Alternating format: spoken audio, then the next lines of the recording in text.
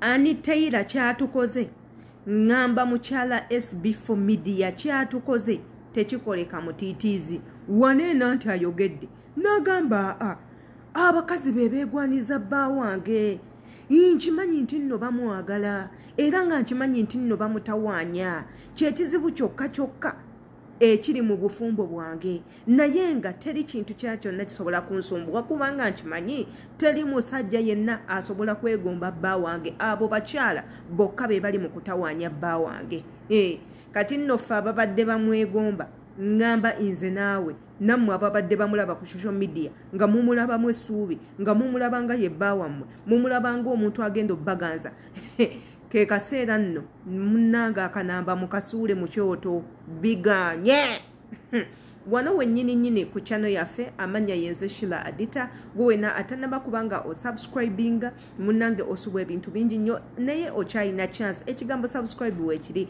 gwe subscribinga akade weekali ke kasinga amakulu gwe kakonemu buli video enetuula kuno ogenda kubanga ogifuna mu bujjuvu bwayo buli video gye tunateekayo egenda kubanga ekutuukako wabula nga teze abeerayo amanya yenze Shila Adita embeerayo okubaweereza gwe twekuumireko olunaku olwaleero mukazi wa SB4 media kyatukoze atudde ku TV enamba nakakasanga abakyala butwegomba Bbawe ate nga nzikiriza abakyala twagala nnyo abasajja abakyala twegomba nnyo abasajja b'abakyala abalala bwe tulaba abakyala abalala nga bali very happy nawe n'olowooza nti omusajja oyo munnange bw'ona omufuna bw'agenda okukuyisa igwe nawe n'olowooza nti omusajja oyo singa naawe abeerako obuwo nakukola bannange byakola oli naakuyisa nga bw'ayisa ani naakusitulako naakutwalako e Dubai for vacation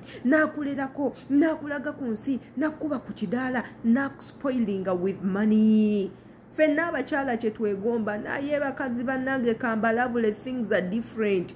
Yes, things are different. Ojja kulaba Taylor ngali mu relationship, ali mu love, ali mu marriage ne Bbawe. Igwe gy'oyingireyo olowooza nti things are going to go smoothly with you. Olowooza nti nno embeera gy'obadde nga olaba nawe yegenda okutuusibwako omugazi waftu.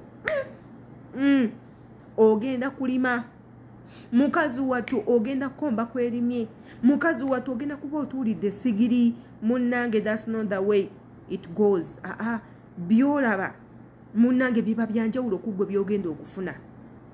Abakyala abayingirira obufumbo bw'abakyala bannamwe bino ebintu mubikwate.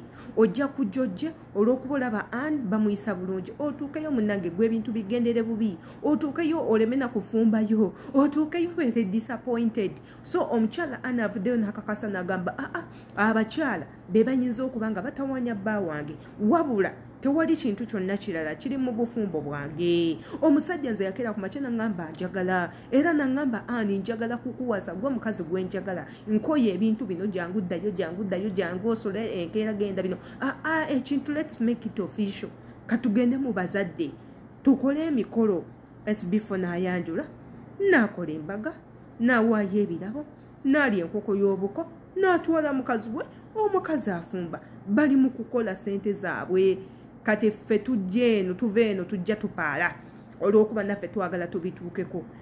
Akikkaatiriza atumanyi nti gye tuli. Yes, atumanyi nti gye tuli era akimanyi tufiira mu kabookisi ka Bbawe era akimanyi Bbawe tumukubira amasimu akimanyi tumusindikira messages naye abakakasizza talina gy'alaga. So come knowing SB4 media talina gy'akutwala musajja mufumbo. Someone is happy, someone is honey, someone is sweetheart. Oba akantu ako mukategedde. Tali waakunoba wa SB4 media ababadde mu kirinda mu kive kompozi nga oli wa pasi sulu kukuyitamu buyisi. Intiddemu abawala ebyo byonna mubeerenga mubimanya. Anyways, amanya yenze Shila Adita gwena atanaba kubanga osubscribinga ku YouTube channel yaffe eno, subscribinga, likinga, commenting otutegeeze kikyotegedde, kikyolowooza, channel ene kugendera etya, olaikinge oli waddembe okusharinga if you want. Abagala musangayo ku Facebook ku page yange Shila Adita page, ku TikTok ko kwendi Shila Adita, then ne beinene jango berenga twesangayo twebuuzeko imbagalanyi.